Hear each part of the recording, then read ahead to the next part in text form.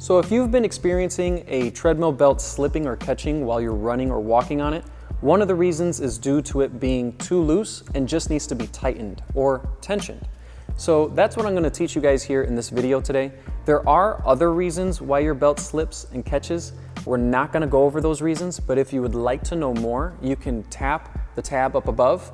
That's our video on the top 3 reasons why your belt slips. I'll also put a link in the description down below, and hopefully that helps you guys out, just in case this video isn't the solution to your problem. But for today, let me show you guys how to properly tension your walking belt. So this is what I like to call the stomp method. You just set the treadmill at a slow speed, walk on it, and then take a stomp. And when you do that, if the belt catches or stops and slides, then you know the belt is way too loose and it needs a tightening. So with your treadmill running at about 3 miles per hour, you're gonna wanna get an Allan key, and on either side of the rear roller, you're gonna make a half a turn at a time. So, seat the Allan key properly, give it about a half a turn on this side, and then a half a turn on this side.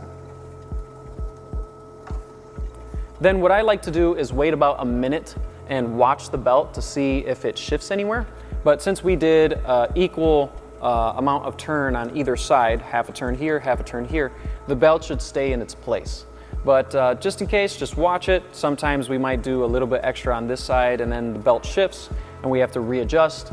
And then after you wait about a minute and see that the belt is fine, you wanna get on the belt and do that stomp method that I showed you guys earlier and see if there's any kind of slippage there.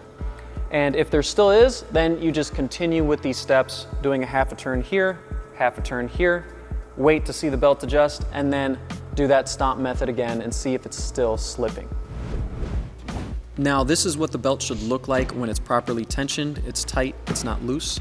When you stomp on it, it doesn't slip, it doesn't catch, it doesn't kind of stop on you. It just carries you with it. So once you feel like you got the treadmill at a point where it's not slipping or catching on you as you're walking and running on it, 2 other checks you can do to make sure that the walking belt is at the tightness it's supposed to be is 1, get a tape measure and lift from the middle of the walking belt and measure the distance between the walking belt and the deck. And you'll want to see between 2 to 3 inches of distance. And if you're at 2 to 3 inches, then you'll know that the belt is at a good tightness. So that's the typical rule of thumb. There were websites that said 3 to 4 inches, but in my opinion, that seems a little bit too much. And the belt ends up catching when you're in that range, like 4-inch to 3-inch mark. But 2 to 3 inches is good. The second check you can do is lift the belt up from the middle and put your hand underneath.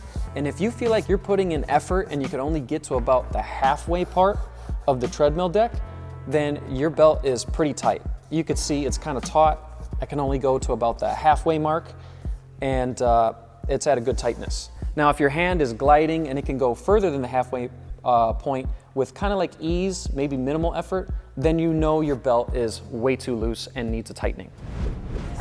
So that is how you properly tension a treadmill walking belt. If you guys have any questions at all, please leave us a comment down below. We'll try our best to answer those questions as quickly as possible. And if you found this information useful, please leave us a like, subscribe to our YouTube channel. And if you know anyone that owns a treadmill that could also find this information very helpful with knowing how to tighten their belts, please share it with them. Thank you guys for watching. We'll see you guys in the next one.